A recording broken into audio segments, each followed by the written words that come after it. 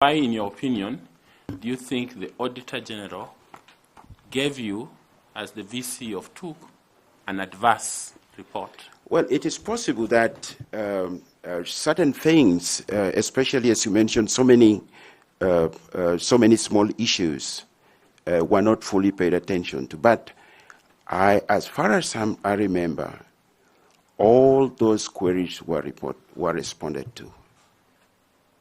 All those queries were responded because we, as a CEO, you are given a chance to respond to the queries, and eventually we respond to the queries. I know there are cases which took us to Parliament, and we responded to those queries even before Parliament. So if somebody is taking a report which has been responded to fully, especially even before Parliament, I think that would be a different story.